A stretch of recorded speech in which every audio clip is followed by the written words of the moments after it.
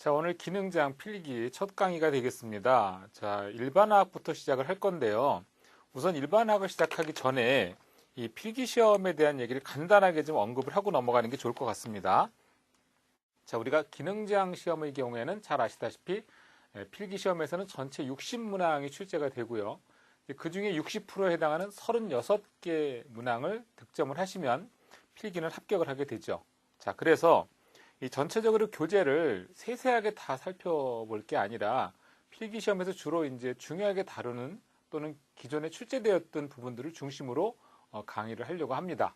자, 그래서 여러분들께서 제가 이제 교재에서 굳이 언급을 안 하는 것들은 여러분들이 이제 교재를 참고해서 보시고, 저는 주로 시험에서 많이 다루는 부분들을 중심으로 그렇게 설명을 드리려고 합니다. 자, 그래서 여러분들 아마 필기 출제 경향 분석이라고 해서 아마 책 앞부분에 제가 이제 분석해 놓은 도표가 있어요. 그걸 참고하셔가지고, 어떤 부분에서 어떻게 많이 출제가 되고, 어떤 부분에서 출제가 좀 덜 되는구나 라는 걸 좀 알고 시작하시면 조금 수험에서 준비하는데 좀 도움이 될 것 같습니다. 특히 이제 위험물 기능장 필기시험 같은 경우에는 그 출제 경향 분석에서도 보시다시피 거의 위험물의 유별 성질 및 취급, 그 부분이 주로 이제 많이 다뤄지기 때문에 그 나머지 부분들은 좀 이렇게 편차가 있긴 하지만 그렇게 아주 비중 있게 다루는 부분들은 아니에요. 그래서 좀 나머지 챕터들은 좀 이렇게 시험에 출제되었던 문제들을 중심으로 그렇게 설명을 드리도록 하겠습니다. 자, 그래서 여러분들 교재 챕터 1장 일반화학부터 좀 보도록 하겠습니다. 자, 이건 이제 기초화학에 대한 얘기를 하는 건데, 기능장 시험에서 주로 이제 어떤 문제들이 중심으로 나오는지 그건 이제 설명을 드리도록 하겠습니다. 먼저 이제 물질의 특성에서는 주로 이제 우리가 어떤 걸 주로 봐야 되냐면, 물의 상태 변화하고 삼상태, 여기에 대한 게 좀 중점적으로 많이 다뤄져요. 그래서 기본적으로 여러분들이 알고 계셔야 될 내용은 물의 현열은 g당 100칼로리다. 그리고 물의 융해열은 g당 80칼로리. 또 우리가 알고 있는 얘기긴 하지만 이제 물의 기화열이죠. 기화열은 g당 539칼로리. 이제 기능장 시험을 볼 정도가 되면 어느 정도 기초는 가지고 계신 분들이라고 판단이 돼요. 자, 그 다음에 물의 비열이 1칼로리 퍼 그램 도시가 되겠고, 그러니까 결과적으로 1도씨 올리는데 1g을 1도씨 올리는데 필요한 열이 1칼로리가 되겠다는 뜻이죠. 얼음의 비열이 0.5 칼로리 퍼 그램 도시고, 수증기 같은 경우가 0.47에서 0.5 칼로리 퍼 그램 도시가 되겠습니다. 자, 시험에서는 바로 이와 같이 열량을 구하는 문제가 간혹 나오죠. 열량은 Q는 MC 델타 T로 구해지는 겁니다. 여기서 M은 질량이 되겠고, C는 비열이고, 델타 T는 온도 변화가 되겠습니다. 자, 이게 바로 현열이고요. 잡열 같은 경우에 Q는 잡열 같은 경우에는 MU라고 해서 질량이고 U는 바로 잡열이 되겠습니다. 자, 이렇게 해서 우리가 열량 구하는 공식, 요거는 좀 알아둘 필요가 있어요. 열량 구하는 공식은. 그래서 요건 좀 암기를 하시고. 자, 그 다음에 이제 물질에 대해서 우리가 이제 분류를 좀 할 수 있어야 되는데, 물론 여러분들 잘 아시겠지만, 이건 이제 아주 기본이라서 이거는 말씀을 드리는 거예요. 이제 우리가 물질을 만약에 분류를 한다 그러면, 이 세상에 있는 모든 물질은 둘 중에 하나입니다. 순물질과 그리고 혼합물, 이 둘로 나뉘는 거거든요. 이 세상에 있는 모든 물질은 이 두 가지로 나뉘는데, 여기서 순물질은 고정된 성질을 의미하는 거고, 혼합물은 이제 변할 수 있는 성질, 순물질이 두 개가 혼합된 게 바로 혼합물이 되겠습니다. 사실 위험물에서는 혼합물보다는 순물질을 좀 중요하게 다뤄야 되죠. 자, 순물질은 단체라고 하는 거하고 그 다음에 화합물이라고 하는 두 가지로 나눠지게 됩니다. 자, 단체는 호돈소 물질, 한 가지 원소로 구성된 순물질을 말하는 것이고, 화합물은 단체가 두 개가 묶여서 두 개 이상의 단체, 그러니까 두 개 이상의 원소가 모여서 하나의 순물질을 형성하는 게 바로 화합물이 되겠습니다.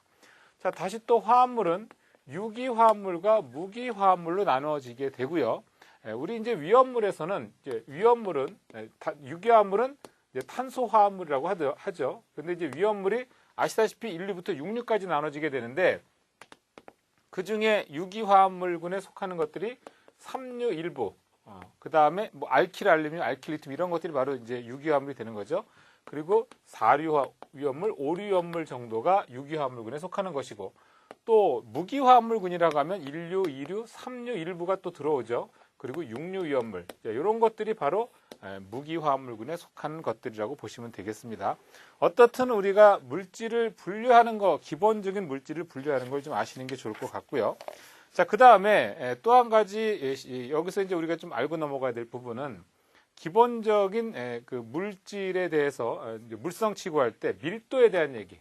이게 별로 중요한 얘기가 아닌 것 같지만 사실은 굉장히 기초적이면서도 좀 중요한 얘기라고 볼 수가 있어요. 그래서 밀도는 부피분의 질량으로 구해진다. 부피분의 질량으로 구해진다. 제가 이제 그 예전 그 기능사나 산업기사에서도 이런 강의를 좀 드리긴 했었는데, 밀도를 생각할 때는 항상 하트를 생각해라. 그래서 QPT 화살을 쏘시면 밑에는 V, 위에는 M. 그래서 V분의 M, 부피분의 질량이라고 얘기를 한다 그랬죠. 자, 근데 이 밀도를 통해서 우리가 좀 알아둬야 될 점은 아보가드로 법칙에 따라서 만약에 이제 증기밀도 구한다.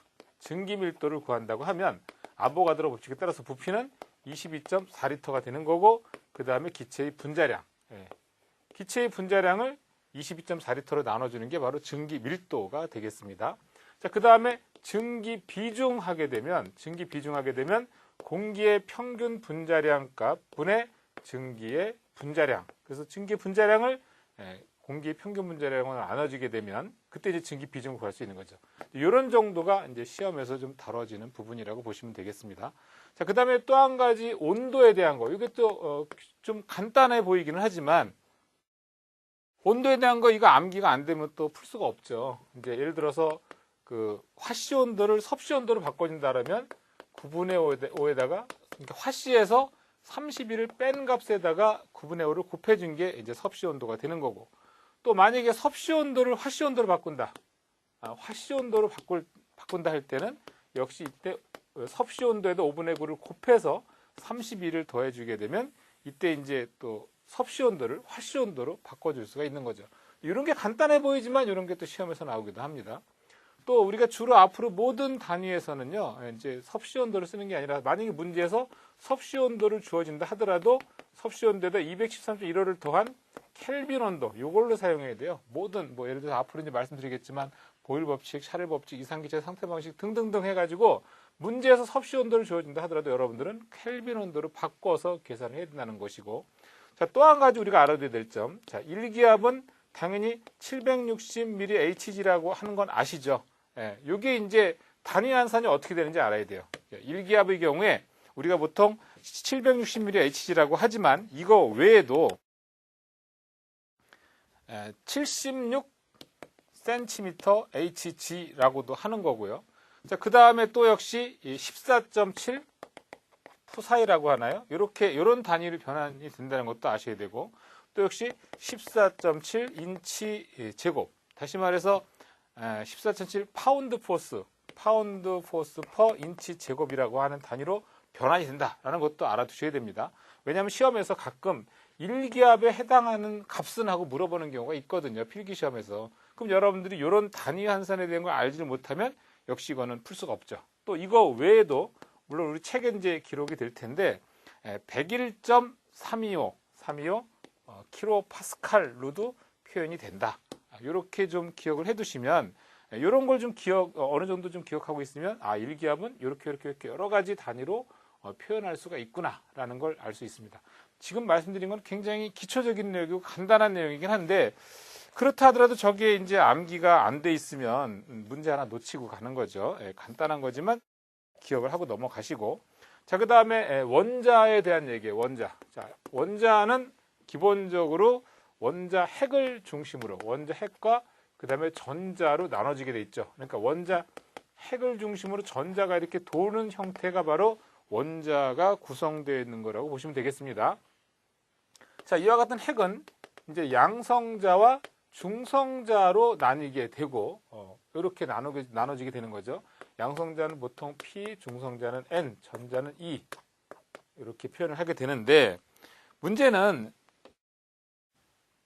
이 원자에서 가장 중요한 게 뭐냐라는 걸 좀 알아볼 필요가 있어요. 원자에서는요, 핵하고 전자로 나뉘는데 우리가 언뜻 생각하기에는 핵이 중요할 것 같지만 사실은 전자가 중요한 겁니다. 전자. 왜냐하면 이 전자가 원자의 성질을 결정하기 때문에 그래요.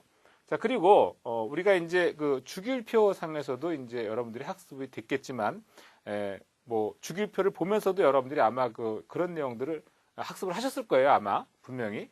원자 핵으로부터 원자 번호는 곧 양성자 수가 되고, 양성자 수는 곧 전자 수가 된다라는 걸 기억하실 거예요, 여러분들 아마 예전에 공부하셨을 때.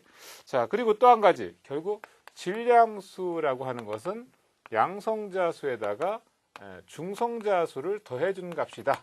이 정도는 여러분들 기억하시죠. 그래서 원자 번호는 곧 양성자 수고, 양성자 수는 곧 전자수다. 그래서 예를 들어서 기억나는 대로 해보면 나트륨 같은 경우 11번인데 원자량은 23이죠. 그래서 양성자 수 몇 개입니까 물어보면 원자 번호가 곧 양성자 수라 했으니까 11개가 되는 거고, 그리고 중성자 수는 당연히 이거 넘어가면 질량수에서 양성자수 빼는 거니까 12개가 되는 거고, 전자수는 당연히 원자 번호가 곧 전자수라 했으니까 11개가 되겠죠. 이 정도는 여러분들이 기본적으로 다 알고 계시는 내용이에요. 자, 그 다음에 만약에 Na 플러스가 됐다. 이 얘기는 전자를 하나 잃어버렸다는 뜻이 되는 거죠. 자, 그래서 이 경우에는 11번이고 23번이지만 양성자 개수는 변함이 없어요. 근데 중성자 개수도 물론 변함이 없지만 전자 개수는 원래 11개인데 하나 잊어버렸으니까 10개가 된다. 이런 것들은 기본적으로 예전에 공부하셨던 걸 조금 리뷰하시는 측면에서 보시면 되겠습니다. 자, 그 다음에 역시 하나만 더. 자, CL 같은 경우, CL이 17번이면서 30번. 이걸로 하지 말고 그냥 불소로 할게요. 헷갈리니까. 불소가 9번이면서 19라는 질량수를 가지고 있는 거예요. 자, 이 경우에는 양성자수가 당연히 9개고, 그 다음에 중성자수는 몇 개입니까? 위에서 빼면 10개가 되고, 전자수 9개가 되죠. 그런데 불소 마이너스가 되면 이거는 또 전자의 개수와 관련이 되는 거예요. 위에 있는 전하량은 전자 개수하고만 관련이 되는 거야. 9번이고 19지만 이때 양성자수 9개, 중성자수 10개지만 전자수는 원래 9개인데 하나 받았으니까 10개가 된다. 이 정도는 우리가 좀 알고 계시는 게 좋을 것 같습니다. 자, 그리고 이제 우리 교재에서 보시면 동위원소라고 하는 표현이 나와요. 동위원소. 자, 동위원소라고 하는 것은 양성자수는 같지만 중성자수가 다른 원소를 말하는 겁니다.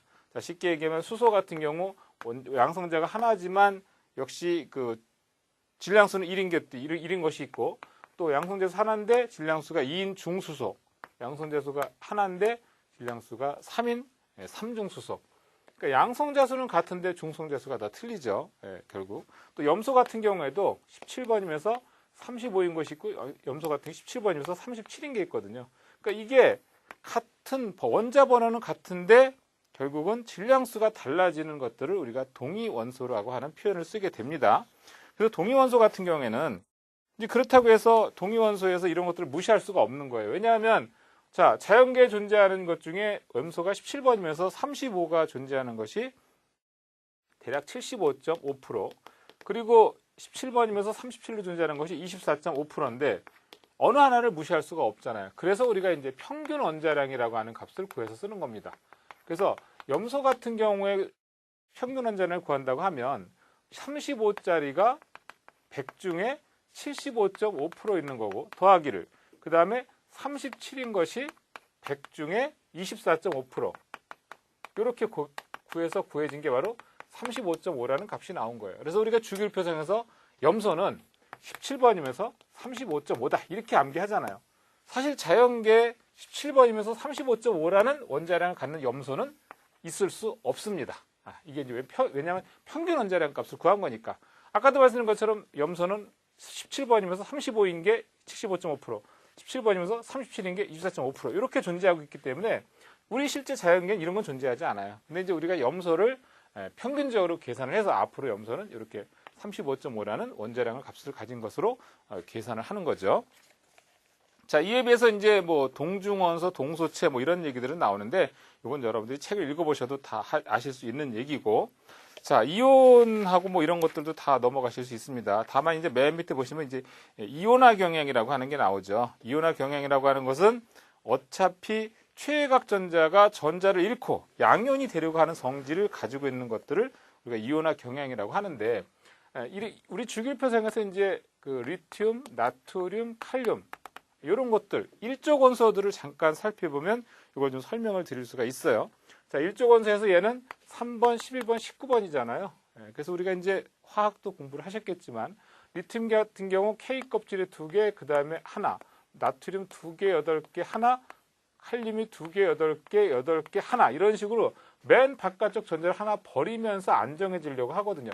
이온화되기 쉽다는 얘기죠. 자, 따라서 이와 같이 전자를 잃으면서 양이온, 리튬은 전자 하나 잃으면 리튬 플러스, 나트륨은 Na 플러스, K는 K 플러스 이런 식으로 전자를 하나 잃어서 양연이 되려고 하는 성질을 이온화 경향이라고 하는데 이온화 경향이 큰 금속은 결국은 화학적 성질이 크다라고 볼 수가 있고요. 그래서 이제 수소보다 큰 금속 같은 경우에는 산화력이 없는 산에 녹아서 수소가 발생하게 되고 그래서 우리가 이온화 경향 그 서열표가 있어요. 그래서 칼륨하고 칼슘, 나트륨 같은 경우에는 찬물과 반응해서 수소가스를 발생하고 마그네슘, 알루미늄, 아연, 철 이런 경우는 끓는 물과 반응해서 수소가스를 발생한다. 수소보다 작은 이온화 경향이 작은 구리, 수은, 은, 백금, 금 이런 것들은 아예 반응하지 않는다 이런 얘기죠. 그래서 이제 우리가 주로 이 금속의 이온화 경향서를 외울 때는 극한화, 마알연, 천리, 성납, 수구, 수은, 백금 이런 식으로 외우는 방법도 아마 예전에 배우셨을 겁니다. 자, 그 다음에 이제 화학 식량에 대해서 나오죠. 여기 원자량 이거 모르시는 분 아무도 안 계시죠. 원자량, 분자량 이거 더해서 뭐 하는 거니까. 네, 특히 이제 그람 분자량 같은 경우에는 분자량에다 그람 단위를 붙여서 질량을 나타내는 값을 우리가 그람 분자량이라고 하죠. 중요한 건 이제 몰인데 몰. 이 몰이라고 하는 것은 아시다시피 물질의 양을 표현할 때 사용하는 단위입니다. 그래서 분자 1몰 그러면 분자 1몰의 질량, 또 원자 1몰 그러면 원자 1몰의 질량을 의미하는 건데 이 몰이라고 하는 것은 1몰이라고 하는 것은 6.02 곱하기 10의 23승계에 해당하는 입자수를 의미하는 거예요. 이게 되게 중요한 거예요. 그래서 이거는 이제 아보가드로 법칙에 따라서 0도시 1기압에서 22.4리터에는 6.02 곱하기 10의 23개의 입자수가 있다. 이게 바로 1몰이다. 요 정의. 이게 되게 중요한 거예요. 이게. 그래서 앞으로 이제 이론 공리량을 계산한다든가 또는 뭐 물질의 양을 계산할 때는 몰을 가지고 도입해서 우리가 계산할 수 있다라는 사실을 기억할 필요가 있습니다. 책에서는 간단하게 탄소 원자량이 12인데 그람 원자는 12g이고 그때 차지하는 부품이 22.4리터고 그때 개수는 원자 개수는 6.02 곱하기 10의 23승계. 그 실제 원자 한 개의 무게는 12g을 6.02 곱하기 10의 23으로 나눠주게 되면 실제 탄소 원자 한 개의 무게가 구해지게 되는 거죠. 그거에 이제 여러분들이 책을 참고하시면 되고요.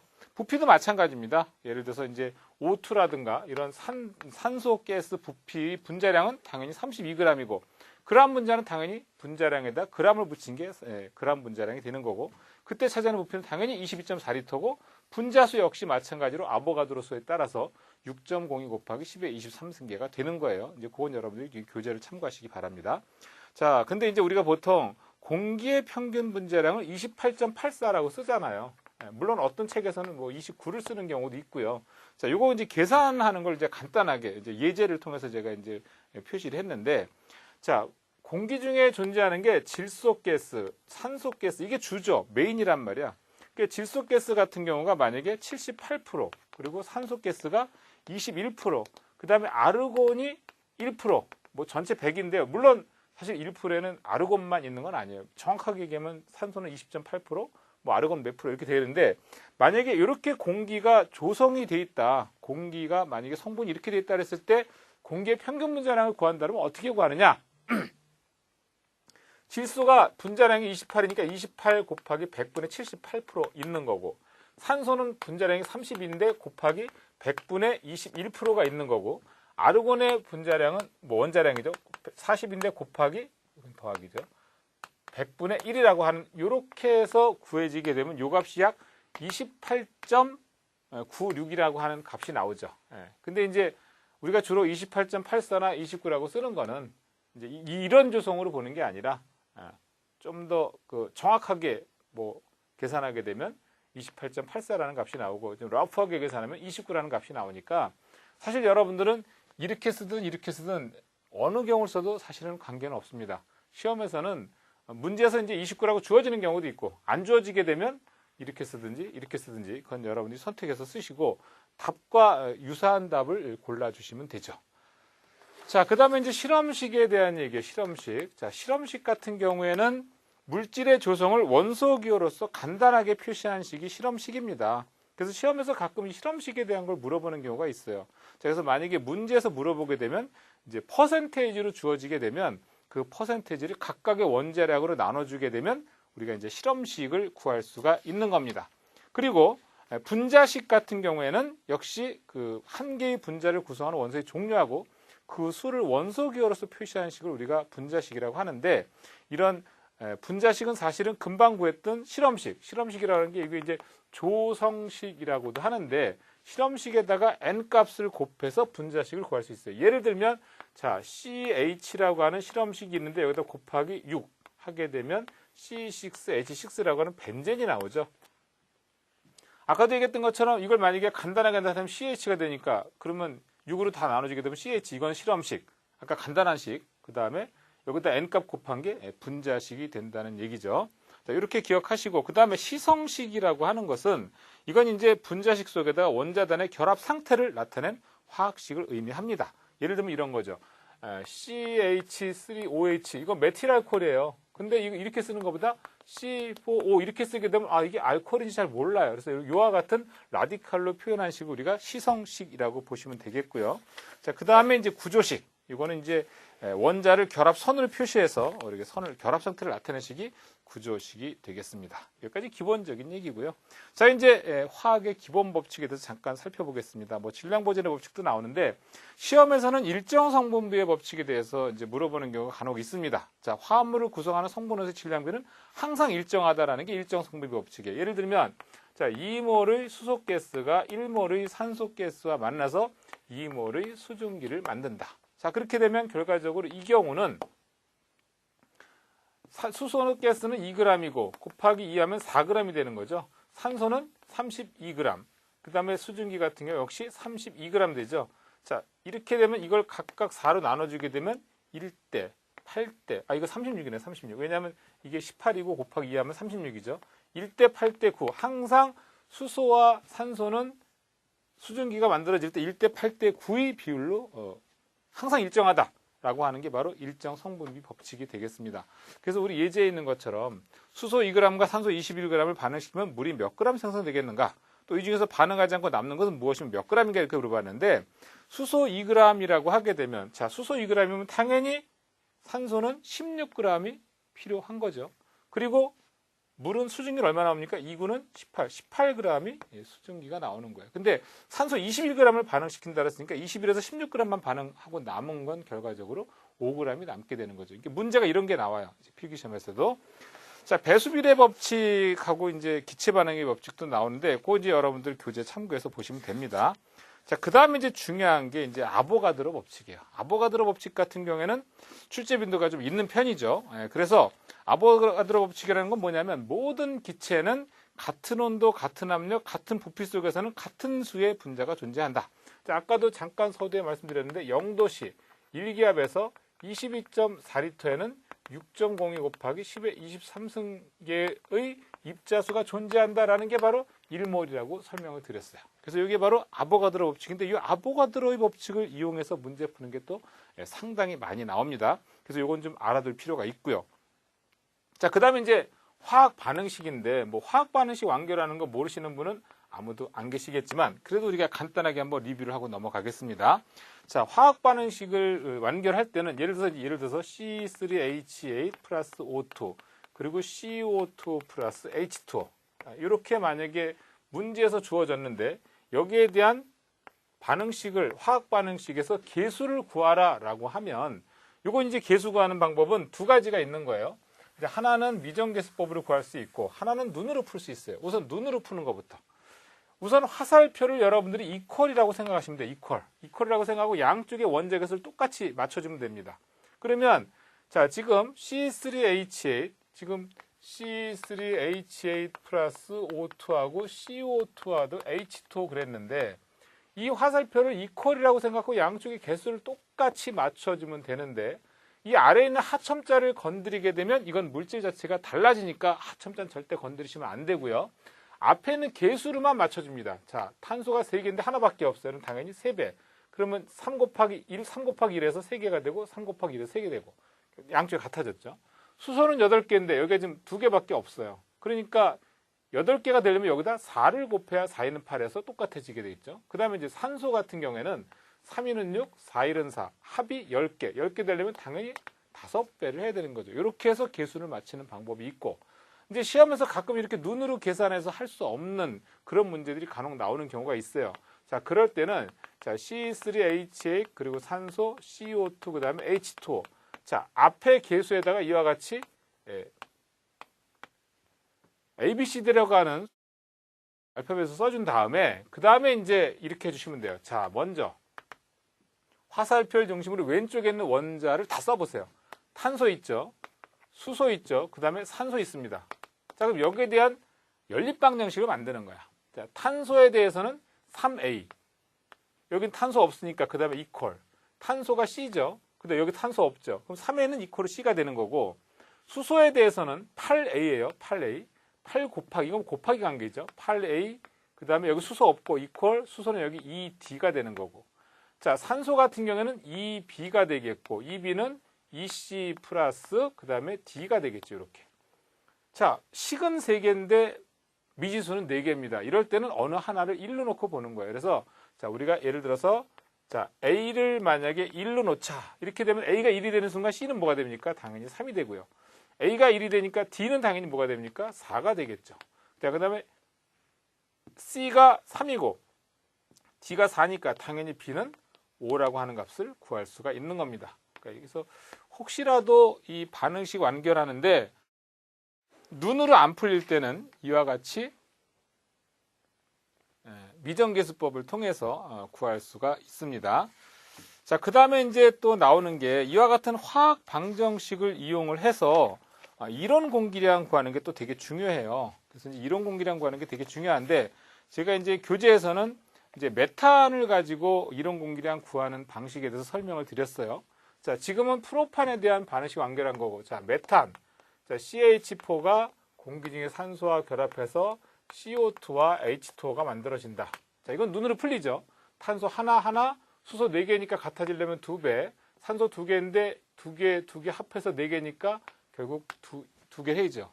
자, 이와 같은 화학 반응식이 의미하는 말을 우리가 좀 알아야 돼. 이 얘기는 뭐냐면 1몰의 메탄은 2몰의 산소와 반응을 해서 1몰의 CO2와 2몰의 물을 만들어낸다. 이 뜻입니다.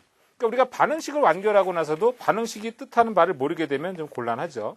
자, 그래서 예를 들어서 이제 시험에서 이제 이런 게 나오죠. 만약에 16g의 메탄이 연소하는데 필요한 이론 공기량을 구해라. 만약에 이런 문제가 나왔다고 치잔 말이에요.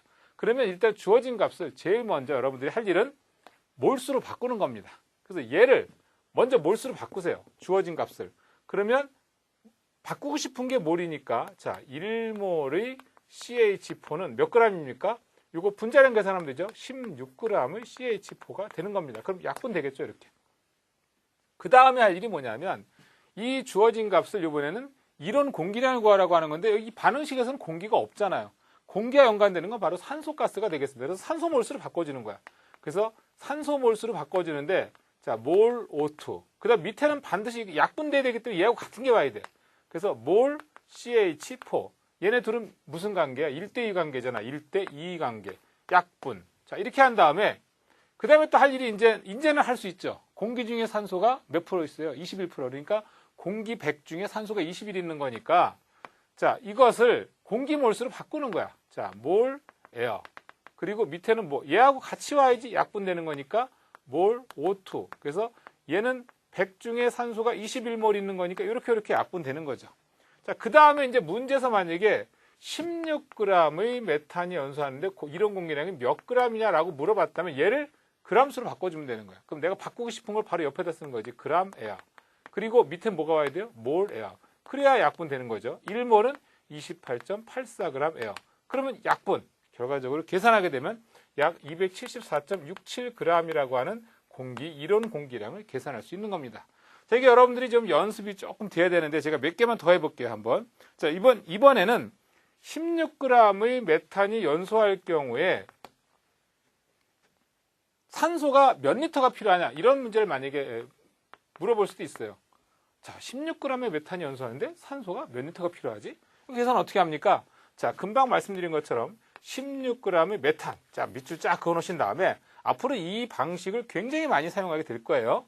자, 주어진 값을 제일 먼저 뭘 하냐면 몰수로 바꾼다. 그래서 여기 관련된 몰수로 바꿔줄 때는 자, 1몰의 메탄은 몇 g입니까? 16g 메탄. 자, 이건 제가 여러분들한테 이제 계산을 좀 편리하게 하기 위해서 16g이라고 주어진 거고, 문제에서는 뭐 27g이 주어질지 뭐 1000kg가 주어질지 그건 아무도 몰라요. 주어진 값을 무조건 몰수로 바꿔주는 거야. 약분. 자, 그 다음에 뭐야 그랬어요? 이번에는 내가 바꾸고 싶은 팩터로 바꿔줘야 되잖아. 지금 문제에서 16g의 메탄이 연소하는데 산소가 몇 리터 필요하냐? 산소야, 산소. 이번엔 산소 몰수로 가는 거야. 그래서 바꾸고 싶은 거의 몰수로 먼저 바꿔줍니다. 산소하고, 그 다음에 얘는 뭐가 와야 돼요? 메탄. 자, 메탄과 산소는 몇 대 몇? 1대 2의 비율. 약분. 자, 내가 알고 싶은 게 산소 리터수잖아. 따라서 바꾸고 싶은 거 이제 리터수로 와요. 항상 몰수가 중개인이라고 생각하시면 돼요, 몰이. 몰수를 통해서 우리가 집을 구할 때도 부동산을 가듯이 몰은 중개인이라고 생각하면 돼. 몰수를 거쳐서 산소로 갈 수 있는 거야. 자, 그 다음에 밑에 뭐가 와야 돼? 얘가 약분되려면 밑에 있는 얘가 똑같은 게 와야 되잖아. 몰. 산소. 자, 1몰의 산소는 몇 리터입니까? 아보가드로 법칙에 따라서 22.4리터. 자, 이렇게 약분하게 되면 결국은 산소가 44.8리터 산소라는 것을 우리가 구할 수가 있는 거죠. 그러니까 이런 방식을 통해서 자, 우리 교재에 제가 여러 가지 그 사례를 드러놨는데 어떻든 주어진 값을 제일 먼저 몰수로 바꾸고 몰수로 바꾼 다음에 내가 문제에서 요구하는 물질에 대한 몰수로 바꾸고 그 다음에 문제에서 요구하는 단위로 환산을 해주게 되면 이론 공기량 구하는 것뿐만이 아니라 여러 가지 계산 방식을 통해서 이런 계산 방식을 통해서 여러분들이 계산이 가능합니다.